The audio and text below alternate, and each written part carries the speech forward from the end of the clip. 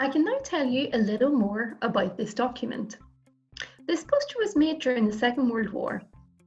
It was commissioned by the Ministry of Information, which was a new department set up by the government during the war.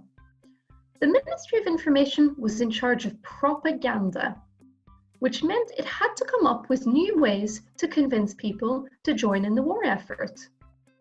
The Ministry of Information employed war artists to create posters just like this one, which it hoped would persuade people to join in and contribute to the war effort in many different ways. These posters were often aimed at ordinary men and women to convince them to help on the home front in Britain itself, and would have been displayed in lots of public places to reach a wide audience. Winston Churchill, the British Prime Minister, described the war as a total war where everybody was expected to play their part. And propaganda was an important way of encouraging people to do just that. So let's now think about how this poster works as a piece of propaganda. I'd like you to think about what its message might be. That is, what is it trying to convince people to do and why? Use the evidence you've gathered so far to support your answer.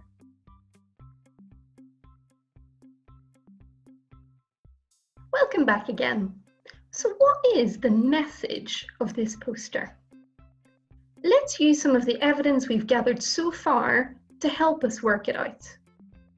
If we start with the text, here people are being asked not to waste old paper and metal, but instead to save it. Why do you think it was important to save materials during the war?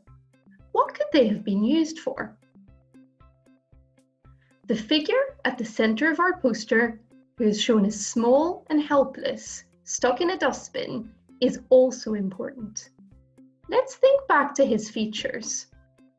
The slicked down hair, moustache, and the Nazi symbol of a swastika on his armband tell us that this is Hitler, the leader of Germany. Hitler was often drawn with features like these, but here the characteristics are exaggerated to make him look silly. We sometimes call this a caricature. What does Hitler represent in this image? And while Hitler looks very small and weak, the hand which is about to push the lid down onto the dustbin is very large. It represents the British people as a whole. Think back to the home front and total war. Every single person in Britain was expected to play a role and help towards the war effort. This hand represents how strong Britain could be if people worked together against a common enemy. Put the lid on Hitler is a metaphor that's humorous and memorable, suggesting that Hitler could be defeated if people played their part in the war effort, even by doing something as simple as recycling old materials. This is the main message of our poster. Through this poster, ordinary people were being told that they too could help Britain to win the war. How do you think this would have made people feel? And do you think this poster is effective? Let's think about some of the techniques it uses to get its message across.